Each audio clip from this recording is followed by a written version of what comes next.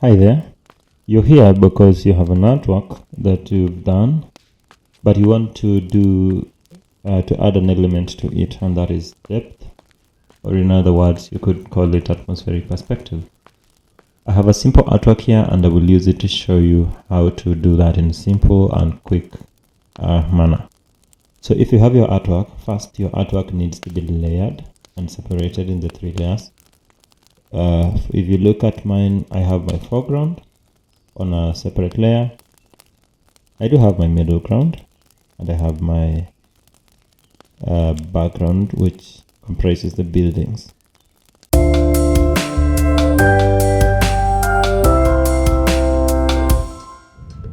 I want us to introduce 2 levels of atmospheric depth. First one being the far background that has the buildings. So click on the buildings, or the very far back layer that you have. Add a layer in front of the same. I have a layer here, and pick a color. I'll pick white and paint over the same. So now everything else is gone because I have a white layer on top of it. The next step I want to go to is to reduce opacity of the white layer, just slightly.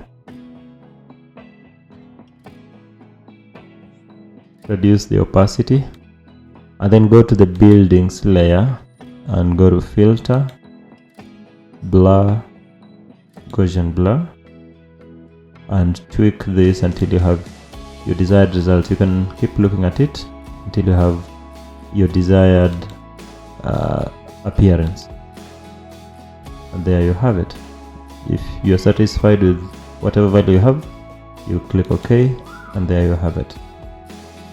We'll do the same for the middle ground, but now we'll use lesser values for blur and also even lesser values for opacity. So click on the middle ground, add a layer on top of the same, click. If you run into a problem like mine, then you will need to trim off some bottom part of the same. So let's reduce opacity of that layer. Let's reduce opacity. Mine is at 39. And then pick a brush tool. Make sure you have a soft round brush. The hardness should be at 0. And then use any size to erase depending with the size of your canvas. So you erase this bottom part.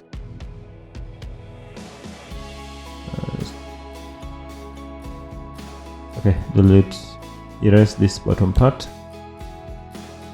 You do the same. You could go back to raising the opacity if you want to, or you could leave it as it is. Also go to the same layer and filter, blur, Gaussian blur, and tweak the figure to a slightly less than what you did for the far background. And now when you put it this way, the viewer is able to focus on the foreground first before going to the middle ground and the background, as opposed to when everything else was on the same plane. The viewer was looking at everything at a go, which was a bit chaotic. So this is it.